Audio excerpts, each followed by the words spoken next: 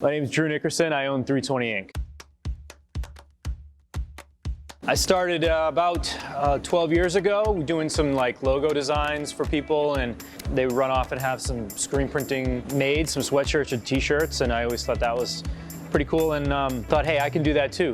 We invested in a small press, 6-color Riley Hopkins and a flash unit, and started in my basement. I was so nitpicky that I put out a really good product, probably because I was mostly terrified that people weren't going to like it. So I just always tried real hard, and word grew, and I grew really quickly just based on that. People started coming because they liked what they saw in terms of the quality of what we made. So it's always been really important to me that the product that the customer gets doesn't change, that they always get that same quality product, no matter whether or not I was doing the printing or if an employee was doing the printing or whoever. Everybody's been trained to that same standard. We put a level of care into every step of the process, from the experience you get coming into the showroom, to the greeting you get from our customer service reps, to the box it comes in at the end of the day. All of that ties together into a package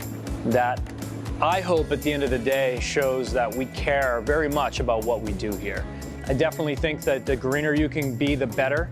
So the more water-based products that we can use, the more soy-based cleaning products that we can use, the better water filtration systems that we can use, is all going to lead towards that. We try to always be on that forefront. We try to be the first to try this or the first to try that. And I think from an environmental perspective, that's something that we want to share. It's not a trade secret, so to speak. It's more like, hey, we found this thing and it's really good for all of us. We all should be using this. That's the type of thing that we'll blast off. You know what I mean? We want all our competitors to use something that's better. Like, for example, the All-Made shirt. That's something that we want everybody to use. The more of those shirts are bought, whether it's from us or from somebody else, the better. I mean, that's the more organic cotton, the less chemicals dumped on the earth, the less water wasted, the more water bottles pulled out of landfills. So I mean, that's just an example of one of the things that we're going to promote that, whether our competition uses it or not.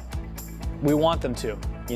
If we can make the industry as a whole better, we're all in. For the past several years, one of our hashtags on social media has always been "We care." Quality comes, that's super high on the list. And so while I do feel like that sets us apart, I think the bigger picture is when you combine that quality with the overall experience, that's probably what sets us apart from the rest. In this space, we've added embroidery. We do full service embroidery in-house, and we've also added an in-house sewing department so that we can do sewn on woven labels and patches and leather patches, a lot of the stuff for headwear that is becoming more and more popular. We just really wanted to maintain that control over the product, and so as much as we can, we do in-house. We moved into this new space. We knew we were going to add a press. We've been running the M&Rs, and we've been very happy with them, but you can't ignore the Rock machines. They're just fantastic machines.